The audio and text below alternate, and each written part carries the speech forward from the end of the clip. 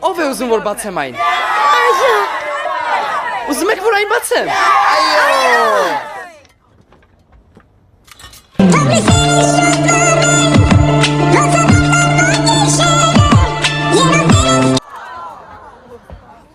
Այդ ինչ էր գրողը տանի։